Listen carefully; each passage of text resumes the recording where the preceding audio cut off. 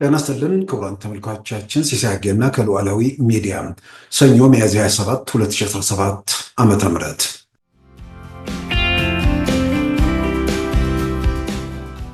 የኢትዮጵያን ሰላም አንድነት የማይሹ በተለመደው መንገድ በክንዳችን ይፈርሳሉ፣ እኛ ጸንተን እንኖራለን።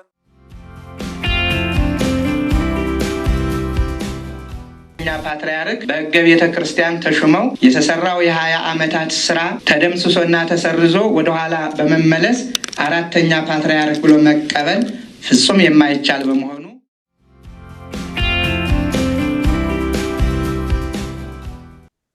የኢትዮጵያ ኦርቶዶክስ ተዋሕዶ ቤተክርስቲያን ቅዱስ ሲኖዶስ አሁን አንዳንዴ ሲኖዶሱ ስብሰባ ላይ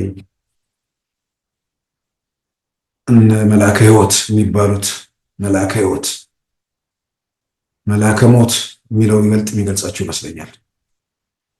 ኢትዮጵያ ላይ የሰቆቃ የመከራ መዓት በማውረድ የሚታወቁት አቶ ጌታቸው አሰፋ የኢትዮጵያ የደህንነት ሚኒስትር ወይ ደግሞ ዳይሬክተር መልአከ ሕይወት እየተባሉ ሲኖዶስ ስብሰባ ላይ ጭምር ይገኙ እንደነበር ሂደቱን የሚያውቁ የሚመሰክሩት እውነት ነው።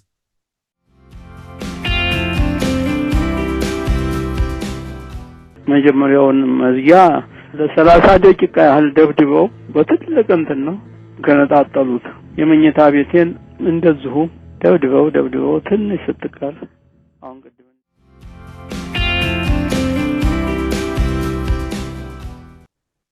ምንድን ነው አጠቃላይ በርግጥ ኢትዮጵያ ኦርቶዶክስ ተዋሕዶ ቤተክርስቲያን ይሄ መንግስት ስልጣን ላይ ያለው መንግስት ከመጣ በኋላ የህልውና አደጋ አለባት። የገጠማት ፈተና አለ። በአደባባይ የማይገለጽ በስውር የሚከወን ለእምነት አባቶቹና ለአንዳንዶች የታየ ወይ በማስረጃ የጨበጡት ሌሎች ያልተገለጠልን ካለም ሚስጥር የለም። አደባባይ ማውጣት ነው። በእምነት ጉዳይ ላይ በህልውና ጉዳይ ላይ የሚደበቅ ነገር መኖር የለበትም። ሽፍንፍን መኖር የለበትም።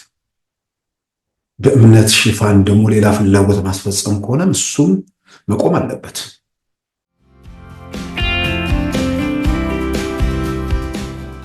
አራት አካላት ሞክረዋል። አንድ ሚኒስትሮች፣ ሁለት የክልል አመራሮች፣ ሶስት የሃይማኖት ተቋማት ጉባኤ ቅድም ያልኩ የሃይማኖት ተቋማት ጉባኤ አመራሮች እነሱም አንድነት ሆነው ሞክረዋል።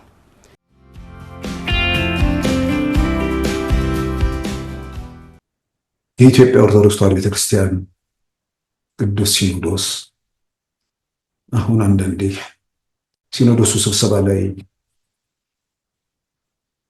እነ መልአከ ሕይወት የሚባሉት መልአከ ሕይወት መልአከ ሞት የሚለው ይበልጥ የሚገልጻቸው ይመስለኛል።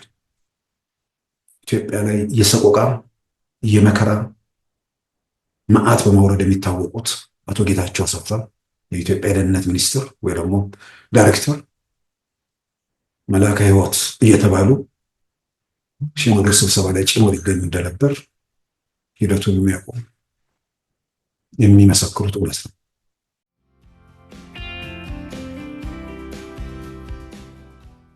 በዛሬው ፕሮግራማችን በእነዚህና በሌሎች ወቅታዊ ጉዳዮች ላይ ትኩረት አድርገናል። አሁን ወደ ዕለቱ ዜና እናመራለን።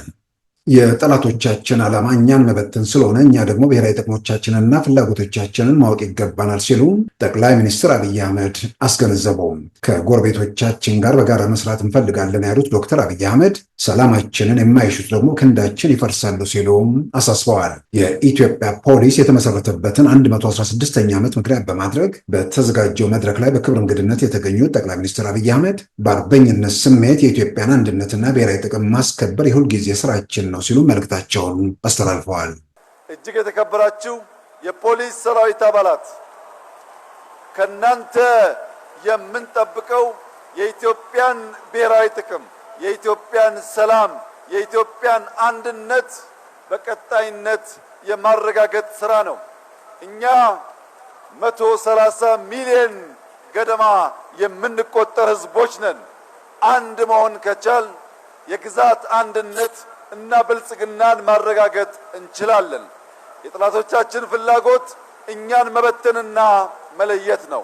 የኛ ዓላማ መሆን ያለበት ብሔራዊ ፍላጎቶቻችንን አንጥረን ማወቅ፣ ሰላማችንን መጠበቅ፣ ተባብረን መትጋት፣ ከወንድም ጎረቤት ህዝቦች ጋር በጋራ መስራት ሲሆን ከዚያ የሚያልፍ ነገር ደግሞ ካለ እንደ አባቶቻችን በአርበኝነት ስሜት የኢትዮጵያን አንድነትና ብሔራዊ ጥቅም ማስከበር የሁል ጊዜ ስራችን መሆኑን እንድታስታውሱ አደራ ማለት እፈልጋለሁ። ኢትዮጵያ ለዘላለም በልጆቿ ጥረት ታፍራና ተከብራ ትኖራለች። አንድነቷ ይጠበቃል፣ ሰላሟ ይጠበቃል፣ ብልጽግናዋ ይረጋገጣል። የኢትዮጵያን ሰላም አንድነት የማይሹ በተለመደው መንገድ በክንዳችን ይፈርሳሉ። እኛ ጸንተን እኖራለን። አመሰግናለሁ። ህዝባዊ ወያኔ ሓርነት ትግራይ ህወሓት ከምርጫ ቦርድ ሙሉ በሙሉ እንደሚሰረዝ ቦርዱ የሰጠው የጊዜ ገደብ የዛሬ ሳምንት ሰኞ ግንቦት 4 2017 ያበቃል። በውሳኔው መሰረት ከማክሰኞው ግንቦት 5 2017 ጀምሮ በይፋ የሚሰረዝ ቢሆንም በዶክተር ደብረጽዮን የሚመራው ህወሓት ምርጫ ቦርድን በመኮነን መግለጫ አውጥቷል። ምርጫ ቦርድ ያለምንም ቅድመ ሁኔታ እውቅና ይስጠኝ ሲል አሳስቧል።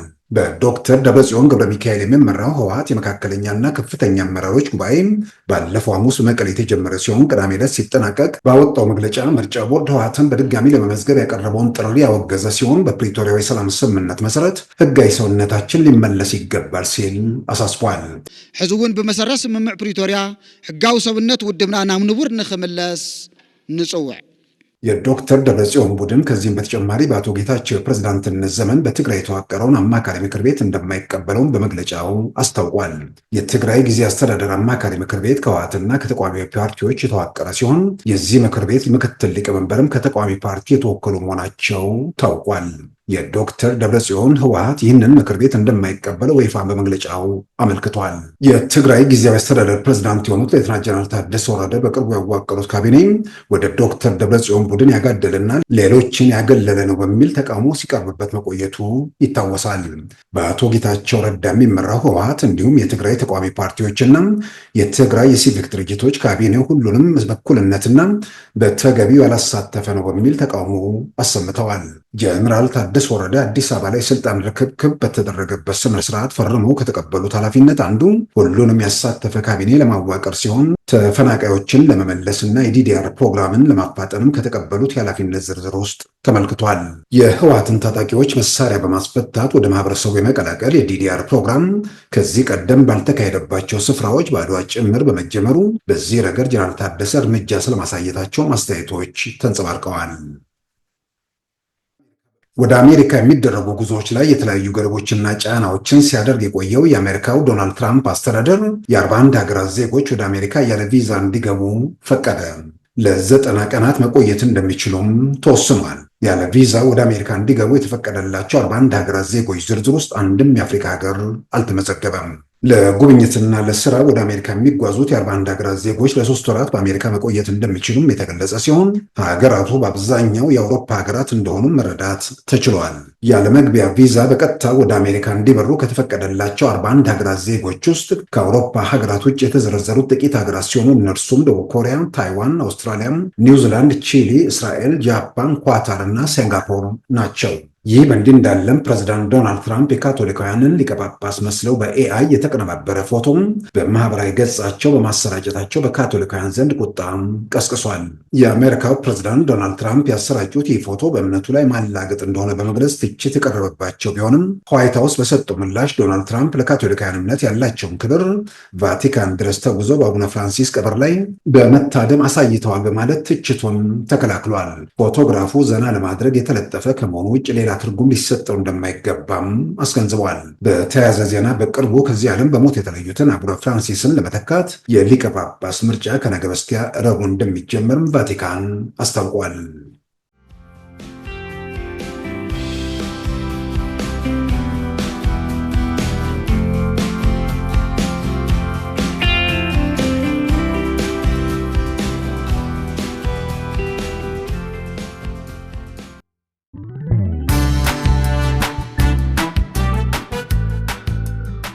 ሉዓላዊ ሚዲያን ይደግፉ። ስራዎቻችንን ለብዙ እንድናደርስ ሰብስክራይብ፣ ሼር፣ ላይክ በማድረግ ሉዓላዊ ሚዲያን ያጠናክሩ።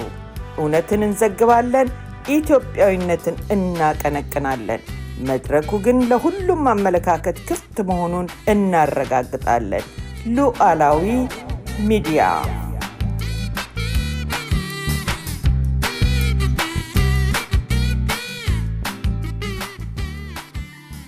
የኢትዮጵያ ኦርቶዶክስ ተዋሕዶ ቤተክርስቲያን ሊቃነ ጳጳሳት የሆኑት ብፁዕ አቡነ ጴጥሮስ፣ ብፁዕ አቡነ ቴዎፍሎስ እና ብፁዕ አቡነ ያዕቆብ ወደ ሀገር ቤት እንዲገቡ የኢትዮጵያ መንግስት መፍቀዱን ወይ ደግሞ ወደ ሀገር ቤት ሲገቡ አስፈላጊውን ትብብር እንደሚያደርግ በመንግስት በኮሚኒኬሽን ጽሕፈት ቤት በኩል ያወጣው መግለጫ በሳምንቱ መጨረሻ መውጣቱ ይታወሳል። ምናልባት የእነዚህ ሶስት አባቶች ወደ ሀገር ቤት መመለስ ጋር ተያይዞ የኮሚኒኬሽን ጽሕፈት ቤት ባወጣው መግለጫ ላይ በግልጽ እንደተመለከተው የኢትዮጵያ ኦርቶዶክስ ተዋሕዶ ቤተክርስቲያን ቅዱስ ሲኖዶስ ከመንግስት ጋር በመነጋገሩ መንግስት ለምዕመናኑና ለቤተክርስቲያኒቱ ሲል ያሉ ችግሮች ያሉ ነገሮችን ለማለፍ መገደዱን የገለጸበት ሁኔታ ተመልክተናል።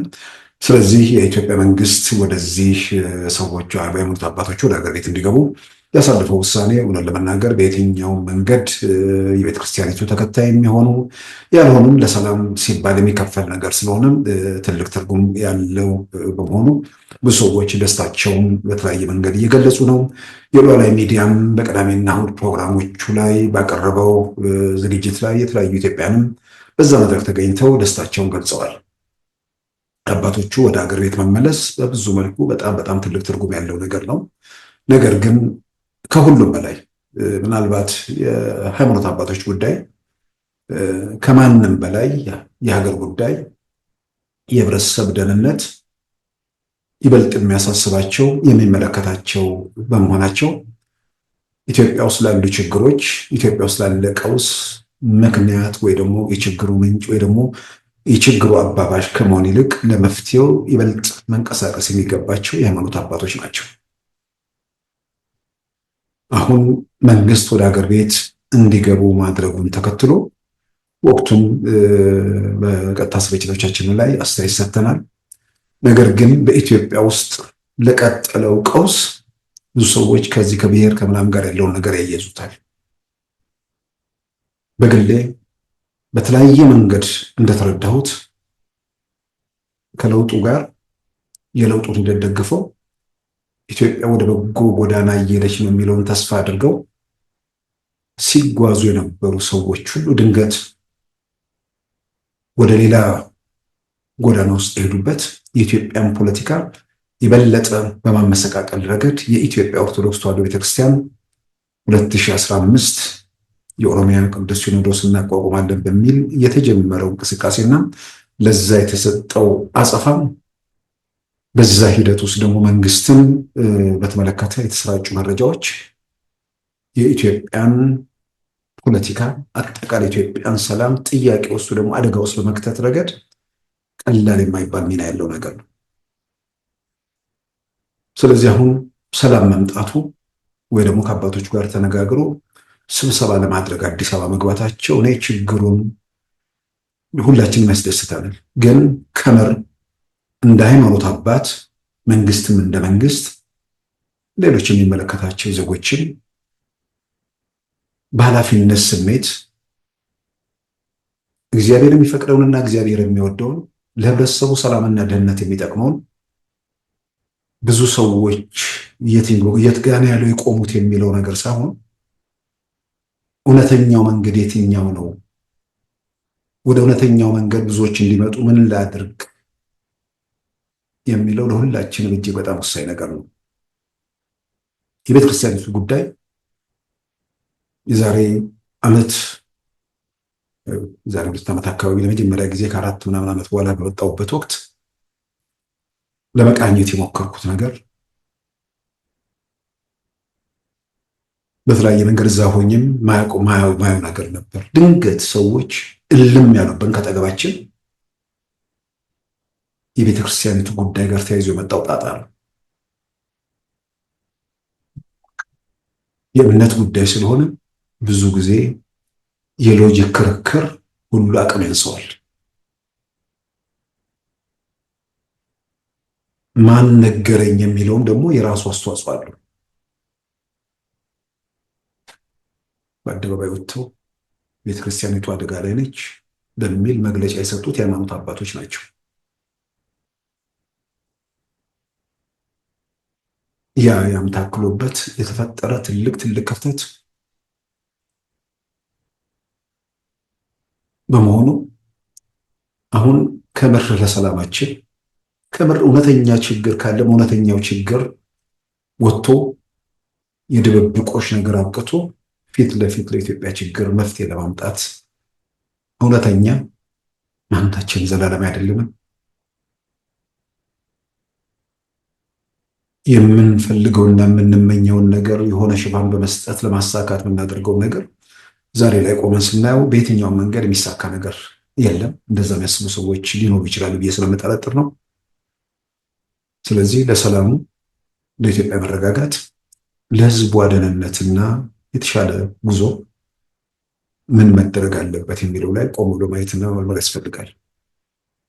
እዚህ ላይ በድፍረት እንድናገር የሚያደርገኝ የቤተክርስቲያኒቱ ጉዳይ ኢትዮጵያን ችግር ለብሔርተኞችም ደንበኛ መንጠልጠያ ጉዳይ ሆኖ ችግራችንን በማባባስና በማወሳሰብ ነገር የተጫወተው ሚና ዛሬ ገጠር ውስጥ ያሉ ጉስቁልና መከራ የሚቀበሉ ሰዎች በብሔር በሰፈር በምናምን እነሱ ማነሳሳት አቅቷቸው ቤተክርስቲያን ጉልላት ላይ የሚሰቀል መስቀልን አንገታቸው ላይ የሚያደርጉ ህብረተሰቡን በዚያ ዙሪያ ለማንቀሳቀስ የሞከሩ ሰዎች ይሳካልናል፣ እምነት የበለጠ ጉልበት አለው በሚል ነው። ግን እውነት ደግሞ ብዙ ነገሮች እየተገለጡ በመምጣታቸው ያው ያሉበትና የደረሱበት ይታወቃል።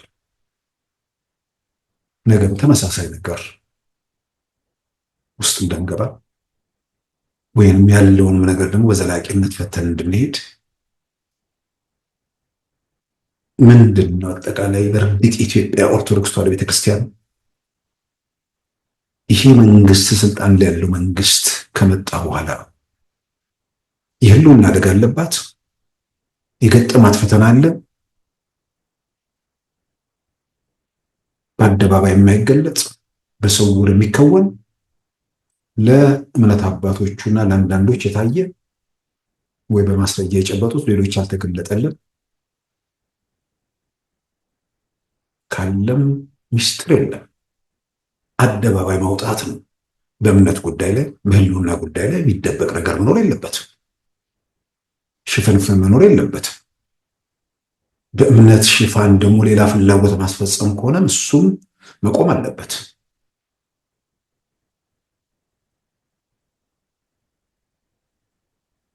በዚህ በቤተ ክርስቲያን ጉዳይ ላይ ምናልባትም ከዚህ ቀደም አንስቼው ሊሆን ይችላል። በጣም አንድ ማከብራቸው አባት በጣም በምክንያት ነገሮችን የሚያዩ ከስንት ጊዜ በኋላ ወደ ሀገሬ ስመለስ ሳገኛቸው ለብርቱ ጉዳይ እፈልግሃለሁ ብሎ ካነጋገሩኝ በኋላ ስለ ቤተክርስቲያኒቱ ጉዳይ አወሩኝ። ለቅ ፕሮፓጋንዳ እንዴት ጉልበት እንዳለ በለጠ አየሁ። ሌላው ቀርቶ የቤተክርስቲያኒቱን ሀብት ጭምር ወደ ኦሮሚያና ምናምን እንዲከፈሉሉ ከመንግስት ትእዛዝ ተሰጥቷል የሚል ነገር ነገሩኝ። ያው አንዳንድ ነገሮችን ስችል ማስረዳት ሞከርኩ። አውቃቸዋለሁ። የእምነት ጉዳይ ሆኖባቸው ከየአቅጣጫ የሚመጣው ነገር ተጽዕኖ አድርጎባቸው እንጂ በሌላ ነገር ውስጥ እንዳልሆነ አውቃለሁ። ስለዚህ በቤተክርስቲያን ጉዳይ የተሰራው ነገር የኢትዮጵያ ቤተክርስቲያንን ብቻ ሳይሆን ኢትዮጵያ ውስጥ ትልቅ መሰናክል፣ ኢትዮጵያ ውስጥ የተፈጠረው ቀውሱም እንዳያባራ በማድረግ ረገድ ትልቅ ሚና አለውና አሁን ላይ ቆም ብሎ ከምር አደጋ መስሎ የታያቸው ያንን መመርመር፣ ከምርም አደጋ ሆኖ ካገኙትም አደባባይ ማውጣት። የመነኮሱ ይችን ዓለም የተጠየፉ ሰዎች አይደሉ እንዴ? ለምዕመኑ ለተከታዮቹ ግልጽ ማድረግ ነው። የሚመጣ ነገር ካለ መቀበል ነው። ከዛ በኋላ ምንድነው ኢትዮጵያ ኦርቶዶክስ ተዋሕዶ ቤተክርስቲያን ያጣቸው ህወሓት ከሄደ በኋላ ምንድን ነው የጎደለባት?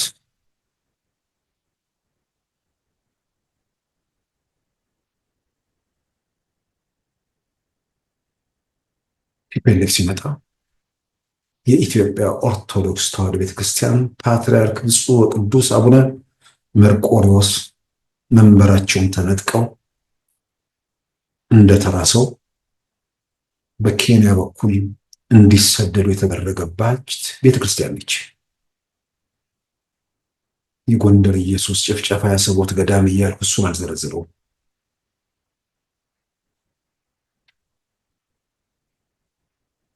ከዛ በኋላ የቤተ ክርስቲያኒቱ ጉዳይ ያሳሰባቸው ያንገበገባቸው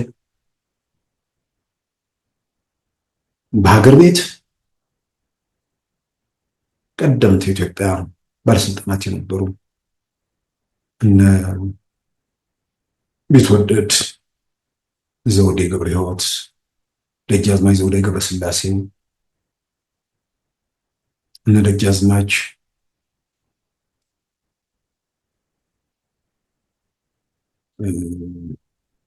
ስማቸውን ዘነጋሁት አገር ቤት ሆነው ቤተክርስቲያኒቱ የሚያለው ነገር ስላሳሰባቸው የቤተክርስቲያን የኢትዮጵያ ኦርቶዶክስ ቤተክርስቲያን የአንድነት ማህበር እንደዚህ በሚል ይንቀሳቀሱ ነው። በውጭ ያለውን ነገር አሳሳቢ ሆኖ ስለተገኘ የሽምግልና ጥረቶች ተጀመሩ። ብዙ ተሞከረ፣ ተወጣ፣ ተወረደ፣ አልተቻለም። ያልተቻለው አዲስ አበባና ውጭ ያሉ አባቶች ስላልተስማሙ አይደለም። ስልጣን ያለው መንግስት ፓትርያርክ ብፁዕ ቅዱስ አቡነ መርቆሬዎስ ወደ ሀገራቸው እንዲመለሱ ስለማይፈልግ ነው። አይደለም ብሎ የሚከራከር በአደባባይ ይኖራል ብዬ አላምንም። በኋላ እግዚአብሔር ምላሽ ሰጠ። ፓትርያርክ ብፁዕ ቅዱስ አቡነ ጳውሎስ ከሞቱ በኋላ እንግዲህ ምናልባት አወዛጋቢ የነበረው ሁለት ፓትርያርክ ስላለ ለእርቁም ለምንም ችግር የሆነው እሱ ስለሚሆን እግዚአብሔር ምላሽ ሰጥቷል።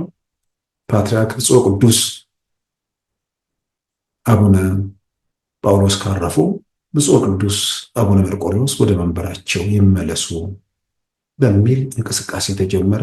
በወቅቱ የኢትዮጵያ ፕሬዝዳንት የነበሩት ግርማ ወልደ ጊዮርጊስም ይህንኑ በደብዳቤ ጽፈው ውጭ ላሉ ሲኖዶስ አሳወቁ። በኋላ ፕሬዝዳንት ግርማ ደብዳቤ ጽፌያለሁ አሉ። ፈቅደው ወደው እንዳልሰሙት ግልጽ ነበር።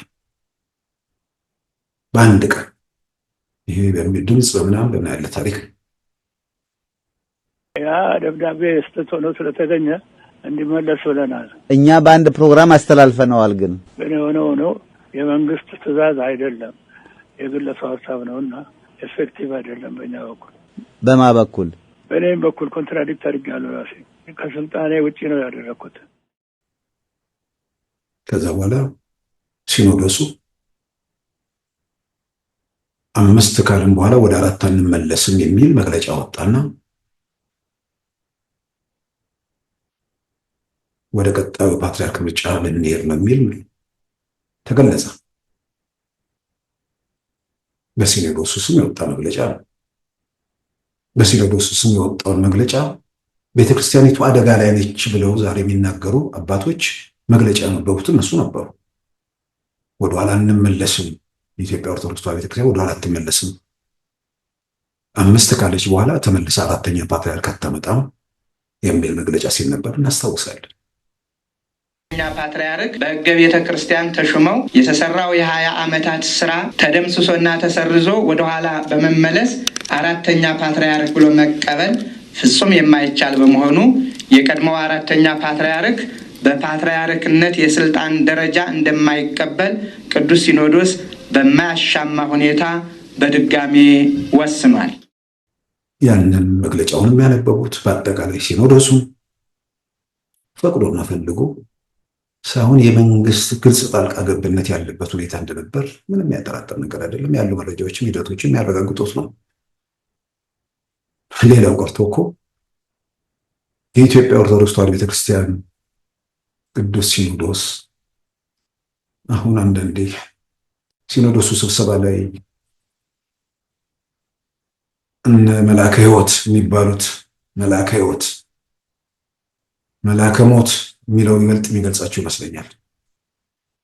ኢትዮጵያ ላይ የሰቆቃ የመከራ መዓት በማውረድ የሚታወቁት አቶ ጌታቸው አሰፋ የኢትዮጵያ የደህንነት ሚኒስትር ወይ ደግሞ ዳይሬክተር መልአከ ሕይወት እየተባሉ ሲኖዶስ ስብሰባ ላይ ጭምር ይገኙ እንደነበር ሂደቱን የሚያውቁ የሚመሰክሩት እውነት ነው። ያ ግልጽ ጣልቃ ገብነት ቅዱስ ሲኖዶስ መግለጫ ሲያወጣ ቤተክርስቲያንን አልነበር በዋናነት ቢሸጠው፣ መንግስትን ነበር ቢሸጠው። ዲሞክራሲ፣ መልካም አስተዳደር፣ ድህነት ቅነሳ፣ እንዲህ አይነት ቃላት ነበሩ የሚታጨቁበት የሲኖዶስ መግለጫዎች። በምድረ ኢትዮጵያ እየተካሄደ ያለው ዲሞክራሲያዊ ስርዓትና የልማት ግንባታ እንዳይደናቀፍ ለልማት ያለን አመለካከት ደረጃ በደረጃ እያደገ መሄድ ይኖርበታል። እንደዚህ ከሆነ የድህነት ቅነሳው መርሃ ግብርም ግቡን ሊመታ ይችላል። አሁን ያለውን ሁኔታ ጠቅለል ባለ መልኩ ስንመለከት ማንኛውም ሰው የፈለገውን እምነት የመከተል መብቱ ተከብሮለት በነጻነት እንዲንቀሳቀስ በኢፌዴሪ ሕገ መንግሥት በተላለፈው ድንጋጌ መሰረት ሰዎች መሰረታዊ ፍላጎታቸውን በማሟላት ላይ ይገኛሉ። ያው መግለጫውን የሚጽፉት ቤተክርስቲያኒቱ ውስጥ ያሉ ካድሬዎች ከደህንነት መዋቅሩ ጋር የሚሰሩ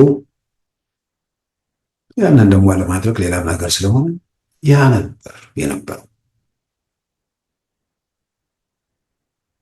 ዛሬ የሲኖዶስ ስብሰባ ላይ ገብቶ በዚህ ሂዱ፣ በዚህ ግቡ፣ በዚህ ውጡ የሚላለ ሩብ ክፍለ ዘመን የተከፈለችው ወይ ደግሞ ሁለት ሲኖዶስ ሆና እንደገና ደግሞ ገለልተኛ የሚል ነገር ተጨምሮበት በዛ ሁኔታ ውስጥ የነበረች ቤተክርስቲያን አንድነቷ የመጣው በፓትርያርክ ብፁዕ ቅዱስ አቡነ ሞት እንኳን አይቻልም ተብሎ የተዘጋ በር የተከፈተው የጠቅላይ ሚኒስትር አብይ መንግስት ወደ ስልጣን ሲመጣ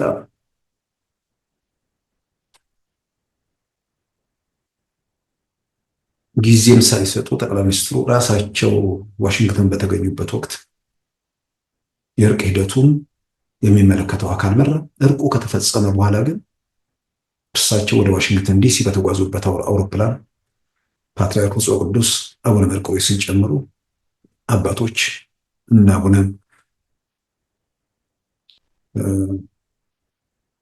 ጴጥሮስ እነሱ ጭምር በዛ ነው ወደ ሀገር ቤት የገቡት።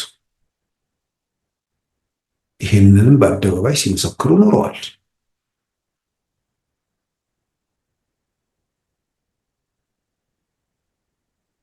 ረዥም ሩብ ክፍለ ዘመን በመከራ በልዩነት ውስጥ የነበረ ቤተክርስቲያን ወደ አንድነቱ ከመጣ በኋላ አባቶች ወደ ሀገር ቤት ከገቡ በኋላ ያልማይቻለውን ነገር ሆኖ መገኘቱ ብቻ ሳይሆን መንግስት ሲኖዶሱ ላይ ጣልቃ ይገባል። መግለጫው መንግስት እንዲሸት ይገደዳል። በዚህ ነገር የተፈጠረ ነገር አለ። ጣልቃ ይገባል፣ ካድሬ ይመድባል፣ የፌዴራል ጉዳዮች ሚኒስቴር የምናምን የሚባል እዛ ውስጥ የሚገቡ ሰዎች አሉ። ቢያንስ አንድነቷን በማምጣት ጣልቃ ገብነትን በማስቀረት እርምጃዎች ታይተዋል። አይደለም የሚል ነገር ካለ እሱንም ማስረዳት ነው።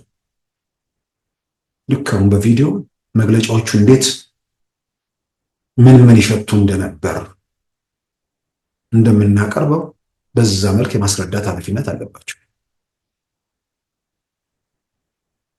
ምናልባትም ዛሬ ስለ ቤተክርስቲያኒቱ ተቆርቋሪ ወይ ተሟጋች ነን ብለው ድምጻቸውን ከፍ አድርገው ለማሰማት ከሚሞክሩት በላይ ሌሎቻችን የበለጠ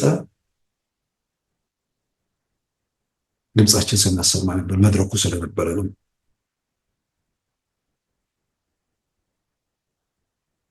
የሆነ ቤተክርስቲያኒቱ የሆነ ፖለቲካ መሳሪያ እንድትሆን ሳይሆን ቤተክርስቲያኒቱ ከፖለቲካ ነፃ እንድትወጣና የምዕመኖቹ መንፈሳዊ አገልግሎታቸውን በነፃነት ፓትርያርካቸውን እነሱ የፈቀዱትና የወደዱት እንጂ መንግስት በትእዛዝ የማይሾምበት እንዲሆን ሲደረጉ ነበር። በዚህ ረገድ ትላንት ያ ነበር። ለውጡ ሲመጣ ደግሞ ያ ነገር ተቀለበሰ። ቤተክርስቲያኒቱ አንድነቷ ተረጋገጠ። ጣልቃ ገብነት ቆመ። ጣልቃ ገብነት አለ ካለ እሱን ያስረዱ።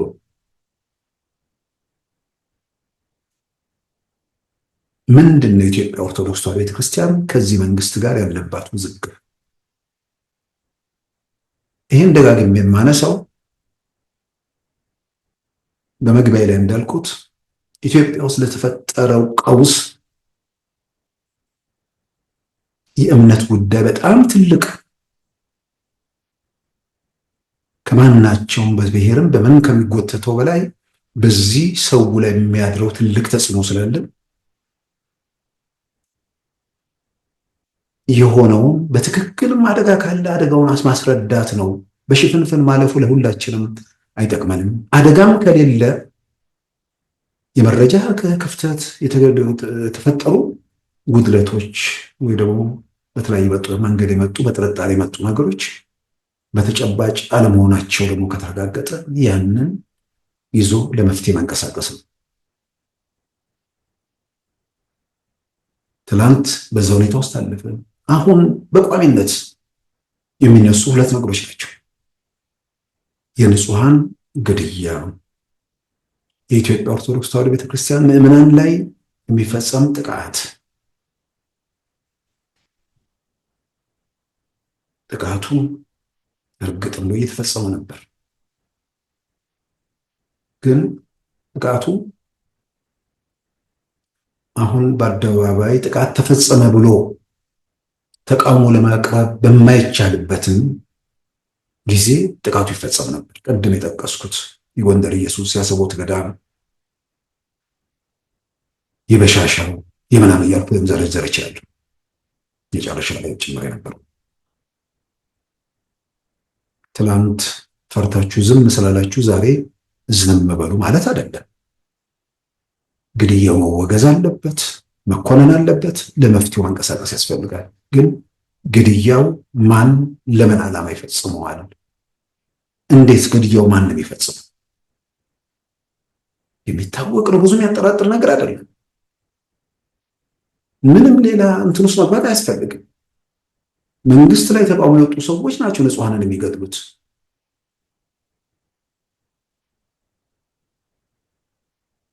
አርቲስት ሃጫሉ በተገደለበት ጊዜ፣ ጀዋር ተከበብኩ ባለበት ጊዜ በነዛ ወቅቶች ነው ኢላማ ተደርገው ጥቃት ሲፈጽሙ የነበረው። ምንም ሌላ ነገር ዝርዝር ነገር ማወቅ ሳያስፈልግ ማን ለምን ዓላማ እንዳደረገው የሚያጠራጥር አይደለም። ግን የፖለቲካ ፍላጎት ያላቸው ኃይላት በዚህ በብሔር ተጓዙ፣ በዛ በኩል ብዙ በሚፈለገው መጠን ሲሆን የሃይማኖቱን ጉዳይ ለመሳብ ቤተክርስቲያኒቱ ኢላማ ሆናለች። ምዕመናኖቿ እየተጨፈጨፉ ነው። ይሄንን ደግሞ የሚያደርገው መንግስት ሆን ብሎ ነው የሚለው ነገር አየሩን እንዲቆጣጠሩ ተደረገ። ለምን ሆን ብሎ ያደርገዋል? የተፈጸመው ነገር ምንድን ነው?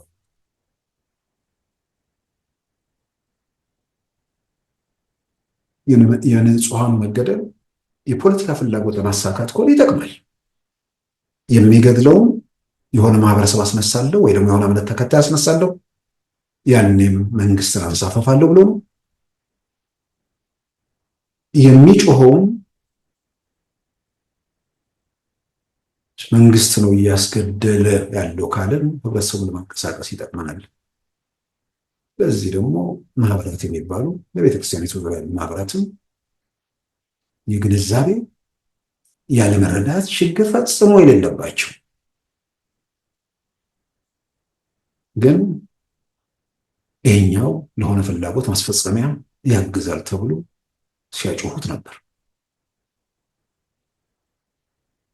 አባቶቹ ምናልባት በመረጃ በምናምን ነገር ያለባቸው ክፍተት ስላለ እነዛ ደግሞ ማህበራት ምናምን ስለሆኑ እነሱ ያሉትን ነገር ትክክል አድርገው ወስዶ ሊሆን ይችላል። የሆነ አካል የሆነ ቡድን የሚለውን ሳይሆን መሬት ላይ ያለው እውነታ ቤተክርስቲያኑ ራሷ እኮ ኮሚሽን አቋቁማ እኮ ጉዳዩ እንዲመረመር ማድረግ እንዲመረመር የማድረግ እንትን አላት። ዛሬ ቤተክርስቲያኒቱ ሳታስመረምር የውጭ ሀገር በጉዳዩ ላይ ሮይተርስ ብዙ ጊዜ ጠቅሰዋል። አንዳንዴ በማስረጃ የሚደረግ ክርክር ሳይሆን ከኪስ የሚወጡ ጉዳዮች ምቾት የሚሰጡና ለተቃውሞ ስለሚያገለግሉ እሱን ሲጋት ሲሰማ ምን ሲል የነበረ በዛ መንገድ የትም እንደማይደርስ ሲያውቅ አሁን ወደ ማስረጃ ወደ መበርበር ሊሄድ ስለሚችል በየአጋጣሚው በየዕለቱ አንድ ሰው ከዛኛው ከብሶቱ ከግራ መጋባቱ ከምናምን ካምፕ እየመጣ ነገሮችን እንዲመረምር ወይ ደግሞ ሆነ አካል ቢያስተላልፍ ሁልጊዜም በየአጋጣሚው ስለ ሰላም ስለ እውነተኛ መፍትሄ ተጨባጩን ነገር መዳሰስ አስፈላጊ ስለሆነ ሮይተርስ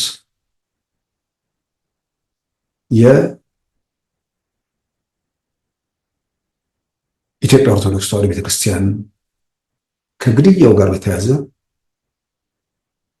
ግድያውን የሚፈጽመው ድጋፍ የሚያደርገው የኦሮሚያ ክልል መንግስት ነው፣ ለዚሁም ደግሞ ፌዴራል መንግስቱ ይሁንታ ይሰጣል የሚለው ነገር አየሩን እንዲቆጣጠር ከተደረገ በኋላ የኦሮሚያ ክልል መንግስትን ማለትም አቶ ሽመልስ አብዲሳንና ጠቅላይ ሚኒስትር አብይ አህመድን በዘር ማጥፋት እንከሳለን ተብሎ ገንዘብ ወደ ማሰባሰብ ተሄደ። በሚሊዮን ተሰበሰበ። እዛ ውስጥ ከአሰባሳቢዎቹ አንዱ የአማራ ብሔርተኛ እንቅስቃሴ መሪዎች፣ በሌላም በኩል ደግሞ ዛሬ ወደ ሀገር ቤት እንዳይገቡ ተከልክለው ከቆዩት አባቶች አንዱ ብፁዕ አቡነ ቴዎፍሎስ ናቸው። ያ ገንዘብ ተሰብስበው ራሱ በወቅቱ ስለ ሕግም ስለምን የሚያውቁ ሰዎች እንትን ሲቀልዱ ነበር። ግን ሰውን ለማስቆጣት ምናምን ስለሚጠቅም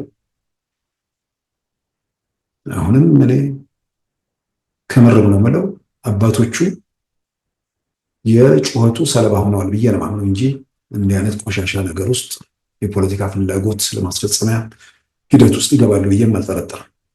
ግን ጩኸቱ ወጀቡ ምናምን በጣም ተስለሚል ቤተክርስቲያኒቱ እየተጠቃች እየተጎዳች አደጋ ትጋልጣለች ብለው አምነው እዛ ሂደት ውስጥ ገብተው ይሆናል ብዬ ገምታለሁ። ዛሬ በዛ መልክ የተሰበሰበው ገንዘብ ከምዕመናን የተሰበሰበው ገንዘብ አንድ ዘማሪም አለበት። አዝናለሁ አንዳንዶቹን።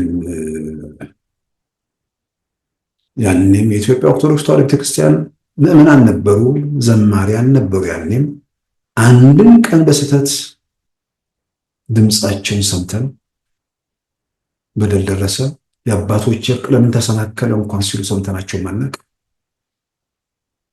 ከፊት መስመር ላይ እየገፈታተሩ ወጡ።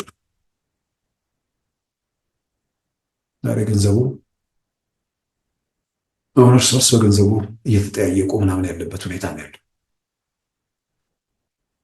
በዘር ማጥፋት እንከሳቸዋለን የተባሉት ባለስልጣናት በዛ ሂደት ውስጥ ምን ነበር ሚናቸው? የኢትዮጵያ መንግስት ወይ ደግሞ የኢትዮጵያ መንግስት ሚዲያዎች ጉዳይ አይደለም። አሁን በዚህ ጉዳይ ሮይተርስ ኮሬ ነገኛ የሚል ኦሮሚያ ክልል ላይ ገዳይ ቡድን አለ በሚል ባጠናቀው ዘገባ ዋናው የዘገባው ምንጭ ኦሮሚያ ክልል ላይ ሰላም ኮሚቴ የሚባል ግድያዎችን በተመለከተ ትዕዛዝ የሚሰጥ ቡድን የሚለውን በዋናነት ያን መሰረት አድርጎ የተጠናቀረ ዘገባ ነው። ሰፋ ያለ ዘገባ።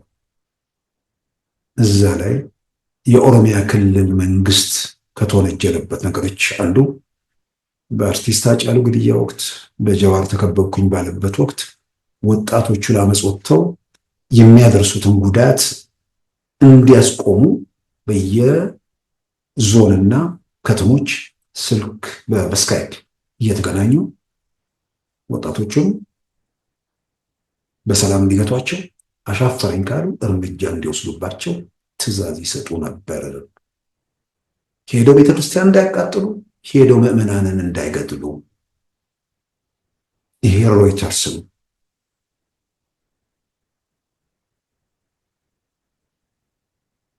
ይሄ ከሆነ እከሌ በተፈጠረው ነገር ላይ ይሄን በማድረግ እከሌ ይቅርታ ይጠይቃል። አሁን ምንም የሚጠቅመን ነገር የለም። ይቅርታ ለባናችን እሱ ትርጉም ያለው ነገር አይመስለኝም። ግን ቤተክርስቲያኒቱ ላይ የተደቀነ አደጋ ካለ 1 2 3 ብሎ በዝርዝር ማስቀመጥ፣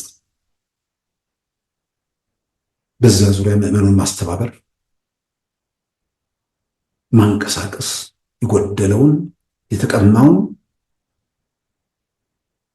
በዘላቂም አደጋ የሚጋብዝ የቤተክርስቲያኒቱ ጉዳይ ካለ በአደባባይ ይሄንን በጋራ ብሎ ድምፅን ማሰማት፣ ምዕመኑንም ማንቀሳቀስ። እዚያም ደግሞ ቤተክርስቲያኒቱ አደጋም ስጋትም ከሌለ ሲባል የነበረውና በተጨባጭ ያለው ነገር የተለያየ ሆኖ ከተገኘም 1 2 3 ብሎ ነገሮች በደንብ አጤሩ። ለቤተክርስቲያኒቱም ለሀገርም ለሁሉም በሚበጀው መንገድ ላይ በጋራ ቆሙ፣ ለመፍትሄው መንቀሳቀስ ነው። ሰላም በሀገራችን እንዲመጣ እንዲደንት ምንድነው መሰረት እንዲይዝ የሃይማኖት አባቶች ሚና አላቸው። እውነትን ይዘው በቆሙ ቁጥር የቤተ ክርስቲያኒቱን አንድነት የመጠበቅ እድሉ በጣም ሰፊ ነው። ከእውነት ጋር ግጭት በተፈጠረ ቁጥር እኔ የሚል ነገር በጎላ ቁጥር እኔነት ሁሉም ጋር ይሆንና በቤተ ክርስቲያኒቱ ሁሉና ላይ ችግሮችን ያው እንትን እያሉ ሊቀጥሉ የሚችሉበት ሁኔታ አለ። ስለዚህ ምን ተፈጠረ የሚለው በደንብ አጤኑ፣ ነገሮችን መርምሮ በእውነተኛው ችግር ካለ ችግሮቹ መሰረት አድርጎ መፍትሄ መንቀሳቀስ። ችግር ተብሎ ሲጠቀሱ የነበሩት የችግሩ ባለቤት ሌሎች ከሆኑ ደግሞ እውነተኛ ችግሩ ባለቤቶች ያንን መሰረት ያደረገ መፍትሄ ለማምጣት ጥረት ማድረግ። እንደ ሃይማኖት አባት የሀገሩ ሕዝብ ሰላምና ደህንነት እንደሚያስጠብቀው ወገን በዚህ ወገን ኃላፊነታቸውን ቢወጡ ያንን በማድረግ ለሀገር ሰላም ለህብረተሰቡ ደህንነት ትልቅ ሚና ይኖራቸዋል ብዬ አምናለሁ። ከእውነት ጋር በቆሙ እውነትን መሰረት ባደረጉ ቁጥር ከሆነ ወገን የሚመጣ ግፊት ተጨባጭነት እንደሌለ አረጋግጠው ለዛ ምላሽ በሰጡ ቁጥር በሁሉም የመፈራት በሁሉም የመከበር ነገር ነው የሚኖረው። እውነት የያዘ ይፈራል፣ እውነት የያዘ ይከበራል።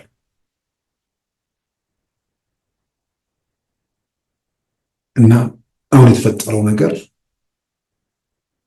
በሲኖዶስ ጉባኤ ገብቶ መውጣት መግባት በቋሚነት መፈቀድ አለመፈቀዱ ምን ይፈይዳል? ምናልባት ለመፍትሄ ለምንድን ነው ኢትዮጵያ ሰላሟ እስካሁን እየታወከ የቀጠለው እንዳይኖሩት አባት እንዳይኖሩት መሪዎች ምን ማድረግ አለብን የሚለውን ጭምር ቆሙ በመፍትሄው ጥረት ማድረግ በጣም አስፈላጊ ነው። ከዛ ውጭ ለነሱ ሳይሆን ለአባቶቹ ሳይሆን ግን የዛን ጊዜ የዛሬ 2-3 ዓመት የኦሮሚያ ሲኖዶስ ተቋቋመ። የኦሮሚያ ሊቀ ጳጳሳት ተሾሙ በተባለበት ወቅት የተፈጠረውን ውዝግብ በተመለከተ እነሱ ሂደቱን ስለሚያውቁት በእነሱ መልሶ ያን ጉዳይ ማንሳት አስፈላጊ አይደለም። ነገር ግን በዛን ወቅት ያው የተጠራቀሙ ነገሮች ስላሉ ለዛ ፍላጎት ይጠቅማል የሚል አንዳንድ ጉዳዮች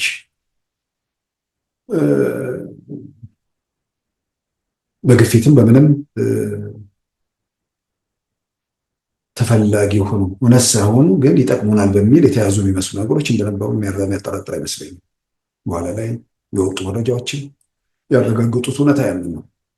የኦሮሚያ ሲኖዶስ ጳጳሳት በተሾሙበት ወቅት ብዙ ሰው ያ ትልቁ የኢትዮጵያ ኦርቶዶክስ ተዋሕዶ ቤተክርስቲያን ምዕመናን አካባቢ ትልቅ ግራ መጋባት፣ ቤተክርስቲያናችን አደጋ ላይ ወደቀች የሚል ቁጭት፣ ህመም ውስጥ እንዲገቡ በማድረግ ረገድ ያንን ደግሞ ያለ ቦታው ለሌላ ባለቤት በመስጠት ቀደም ሲል እንዳልኩት ማህበራት አሉ። እነዛ ማህበራት ፓትርያርክ ሲሰደዱ አባቶች በህወሓት የደህንነት ሰራተኞች ሲደበደቡ አይ ድብደባ አይደለም በራቸው ነው የተደበደበው ዋጋንት ምንድነው አዋከቧቸው እንጂ ድብደባ አልደረሰባቸው። አንድ ሃይማኖት አባት ሊቀ ጳጳስ ለማስፈራራት በራቸው ተቆርቆሮ ውጡ እየተባሉ 5 ኪሎ ላፍቶ እንደዛ ሲደረግ እነዚህ ማህበራት ቤተክርስቲያን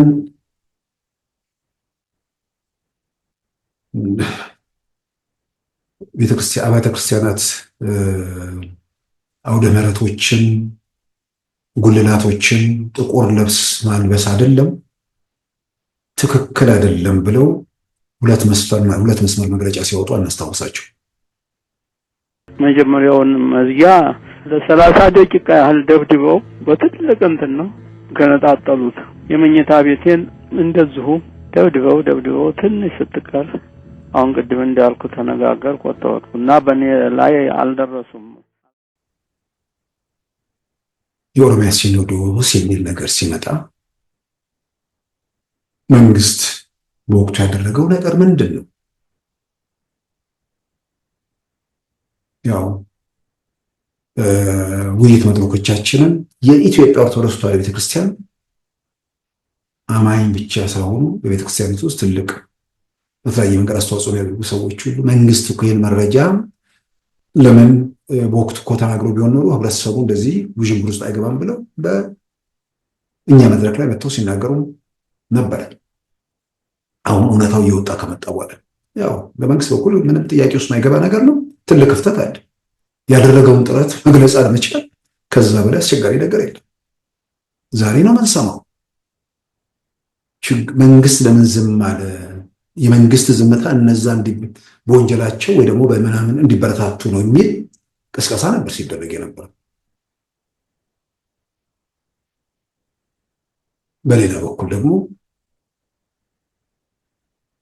እንኳን ቤተክርስቲያን ብሎ ለሆነ ቀበሌ ነገር ላይ እንኳን ሚና ሊኖራቸው የሚያናደዱ ሰዎች በቤተክርስቲያን ጉዳይ ላይ ወሳኝ የሚመስሉበት ጊዜ ነበር። በማህበራዊ ሚዲያ በምናምን የመንግስት እንደዚህ መልእክተኛ ልኮ አዋርደው መለሷቸው የሚል ነገር ያኔ እውነት ነው እውነት አይደለም የሚታወቅ ነገር አልነበረም። እነዛ አዋርደው መለሷቸው ሲል በመንግስት በኩል በእርግጥ መልእክተኛ ተልኮ ቢሆን መሆኑ ተነግሮ ነገር ቢሆን ኖሮ የዛን ጊዜ አሁን ውዥንብር እንዳይሰፋ የራሱ ሚና አስተዋጽኦ የኖረው ከመራምናል። ችግሩ ሲፈጠር እንግዲህ የጠቅላይ ሚኒስትር አብይ የማህበራዊ ጉዳይ አማካሪ ሚኒስትር ዲያቆን ዳንኤል ክብረት ከሉዓላዊ ጋር ባደረጉት ቃለ ምልልስ ላይ በዝርዝር ያብራሩት ነገር ነው። ባለስልጣናት የኢትዮጵያ ኦርቶዶክስ ተዋሕዶ ቤተክርስቲያን አማኝ የሆኑ ባለስልጣናት ተላኩ፣ ተነጋገሩ ነው። መልሷቸው ወይ ደግሞ የተሾሙትን ጳጳሳት አጽድቁላቸው የሚባል ነገር አይደለም። ይህን ነገር ተነጋገሩና ፍቱት ብለው መልክተኛ ላከ መንግስት። አንሰማም አሉ። እንደተባለውም እነዛ እንኳን የቤተ ክርስቲያን ጉዳይ ላይ በአንድ ቀበሌ ጉዳይ ላይ አስተያየት መስጠት ወይ ደግሞ በሆነ ቀበሌ ጉዳይ ላይ ተጽዕኖ ማድረግ የማይገባቸው ሰዎች በቤተ ክርስቲያን ላይ እንዴት ተጽዕኖ እንዳላቸው ብለን ባየን። አዋርደው መለሷቸው የተባለ ውርደት ለማን ነው? አክብሮ ሄዶ ስለ ሰላም ተነጋገሩ የሚል ነገር ያቀረበ አልቀበልም ካሉት ውርደት ነው። ውርደት በምን መልክ ነው የሚገለጸው?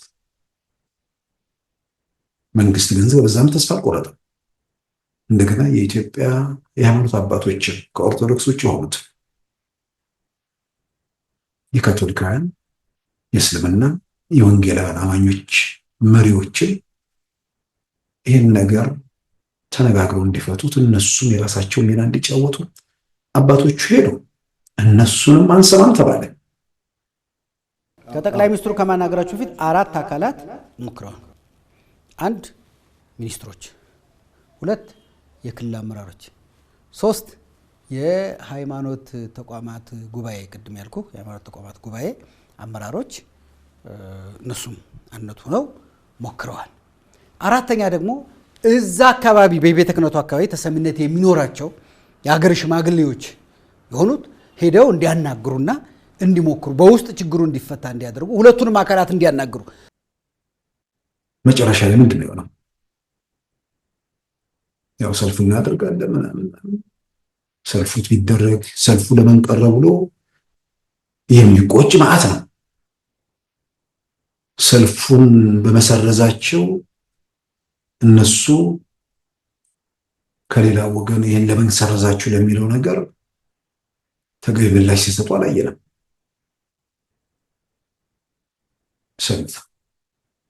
ሰልፍ ቢደረግ ምን ይሆናል? ሁሌም የማይገባኝ ነገር ሰልፍ ማድረግ ምንድን ነው የሚከሰተው?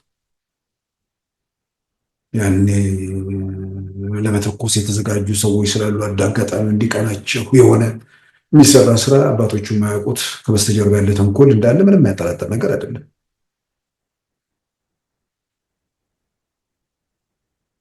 ባለስልጣን ተላከ፣ የሃይማኖት አባቶች ተላኩ፣ አሻፈረን ተባለ። መጨረሻ ላይ ያው ምንድን ነው ያለው?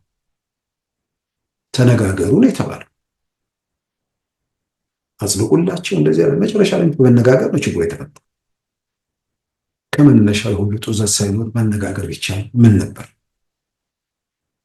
በመንግስት እንደ መንግስት ኃላፊነቱን በሚገባ ተወጥቷል። ከዛ በኋላ ጠቅላይ ሚኒስትር አብይ የሆነ የካቢኔ ስብሰባ ላይ ያደረጉት ንግግር ማናችሁም ጣልቃ እንዳትገቡ ብለው አስፈራሩ።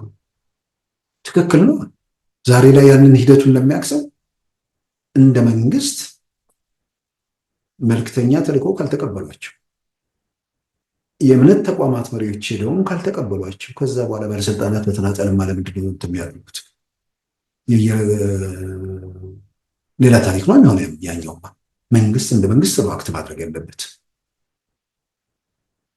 ስለዚህ የኦሮሚያ ቅዱስ ሲኖዶስ እናቋቁማለን በተባለ እንቅስቃሴ ውስጥ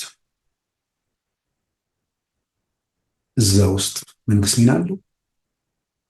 ይልቁንም ችግሩ በተፈጠረበት ወቅት ችግሩን ለመፍታት አልጣረም። ከዛ በኋላ ሰላም ከወረደ በኋላ አንቀበልም ያሉትን ሰዎች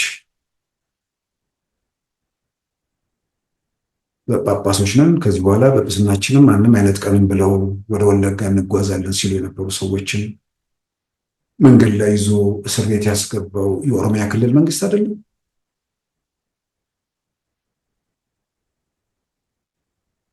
ይህን ሁሉ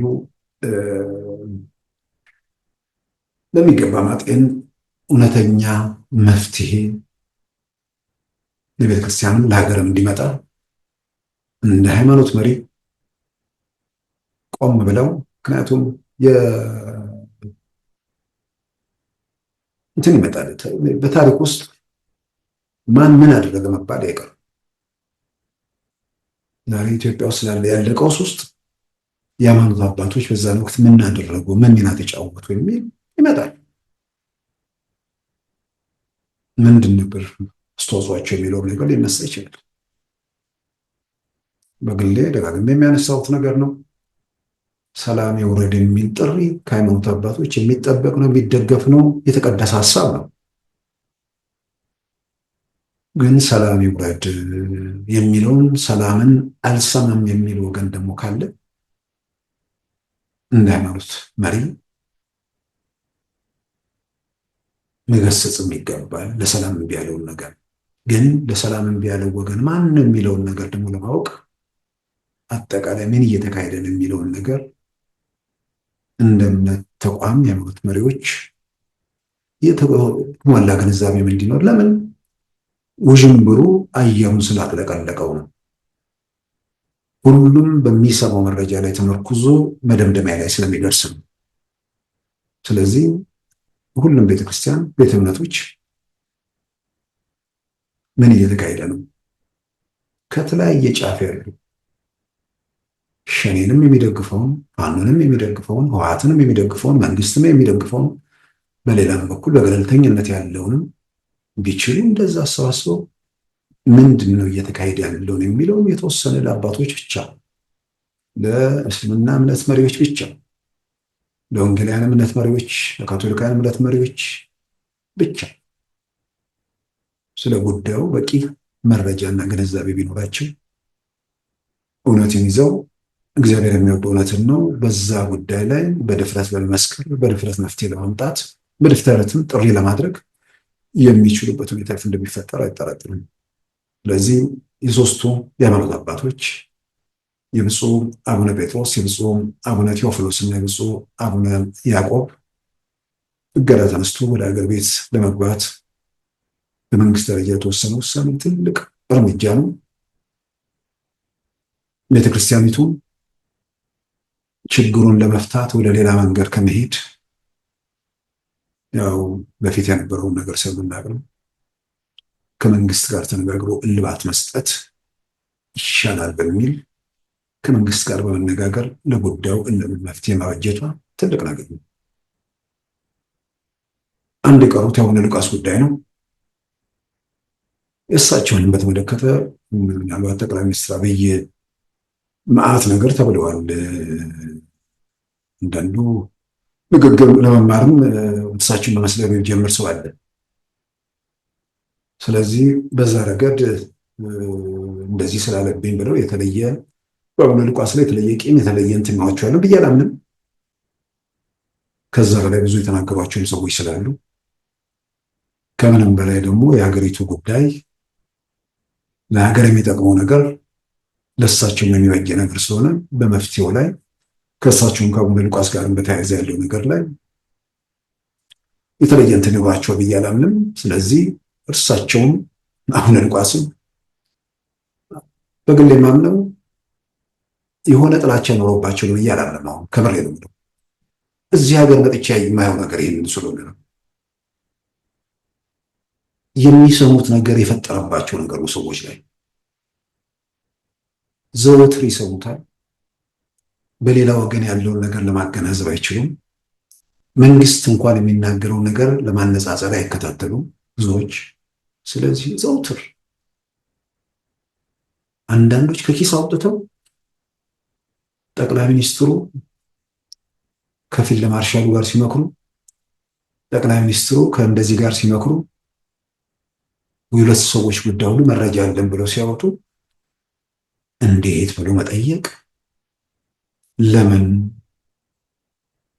እንዴት የሚሉ ነገሮች የሆነ ጋዜጠኝነት ስራ ምናምን ብቻ ሰው የሰው ልጅ እግዚአብሔር የሰጠው አእምሮ የመጠየቅ የመመርመር የማገናዘብ ነገርም ስለሆነ ምን እየተካሄደ ነው ኢትዮጵያ ውስጥ ምንድን ነው ያለው? ቤተክርስቲያኒቱ ምን ፈተና ገጠማት? ሀገር ምን ፈተና ገጠመው? በችግሩ በፈተና ውስጥ ማን ሚና አለው የሚለውን ለማወቅ ሁሉንም ወገን መስማት ያስፈልጋል። ስለዚህ በዛ መልክ በቋሚነት የኦርቶዶክስ ጠላት ነው የዚህ ብሔር ጠላት ነው የዚህ ጠላት ነው የሚለው ነገር ሲሰሙ ኖሮ ከዛ በኋላ ወጡና ያን ተናገሩ። ነገር ግን የመረጃው ክፍተቱ እንደተጠበቀ ሆኖ ግን እንደ ሃይማኖት መሪ ያ ነገር ሊደረግ ይገባል የሚለው ሌሎቹ ጭምር ግዟቸዋል። አሁን የምንድነው የሚቃወሙትም የሃይማኖት አባቶች ጭምር ነው። የሃይማኖት መሪ ስለ ሰላም ስለ እርቅ ነው እንጂ የሚሰብከው ግደለው ፈለጠው የሚል ነገር አያመጣም። እንግዲህ አንዳንድ ሰው በተፈጥሮ ያው ከእምነቱ ባሻገር ሲያትል ላይ በአንድ አውደ ምሕረት ላይ ተፈጸመ ያሉትን ነገር ስለሰማው እንግዲህ አንዳንድ ሰው የሃይማኖት አባትም ቢሆኑ የግል ባህሪ የሚፈጥራቸው ነገሮች ክፍተቶች፣ ጉድለቶች ስለሚኖሩ ስሜት ስለሚኖር እነዛን ታክለውበት ይሆናል ብዬ አምናለሁ። ዞሮ ዞሮ እርሳቸውን በኩል ያለውን ነገር መንግስት ፈርዶባቸዋል፣ በፍርድ ቤት ተፈርዶባቸዋል። መንግስት በምህረት ክሱም ማለት በምህረት ሊያስቀረው ይችላል ቅጣቱን። ስለዚህ በዚህ መልክ አባቶቹ ከመንግስት ጋር በእርሳቸውን ጉዳይ ላይ ተነጋግረው እልባት ቢሰጡት ጥሩ ነው ብዬ አምናለሁ። በአጠቃላይ ግን የቤተክርስቲያኒቱ መሪዎችም አጠቃላይ ሃይማኖት አባቶችም ከማንም የበለጠ በሀገር ሰላም በሀገር ደህንነት በህዝቡ ወጥቶ መግባት ላይ ማድረግ የሚችሉትን ቢያደርጉ ብዙ ነገር ሊያገዙ ይችላሉና ችግሩ መንግስት ጋር ከሆነ መገሰጽ፣ ሌላውን ወገን ጋር ከሆነ መገሰጽ በጣም በጣም አስፈላጊ ነው። ስለዚህ ያን እንደሚያደርጉ ተስፋ እናደርጋለን። የኢትዮጵያ ችግር ትልልቆቹን መከራዎች፣ ፈተናዎች እየተሻገረን አሁን ቀን የሚባሉ ሁኔታዎች እንዳለን የሚያጠራጥረንም ያንንም በዘላቂነት ለመፍታት ደግሞ የነሱ ሚና በጣም ያስፈልጋልና ያን እንደሚያደርጉ ተስፋ ይደረጋል። ክቡራን ተመልካቾቻችን የዛሬ ሰኞ ሚያዝያ 27 2017 ፕሮግራማችን በዚሁ ተጠናቋል። ጤና ይስጥልን።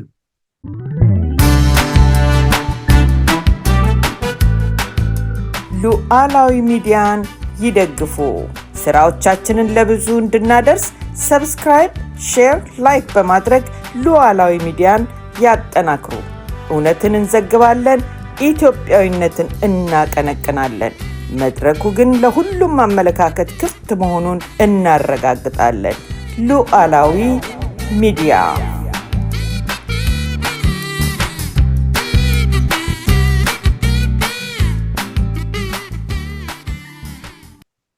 የዛሬ ሰኞ ሚያዝያ 27 2017 ፕሮግራማችን በዚሁ ተጠናቋል። ጤና ይስጥልን።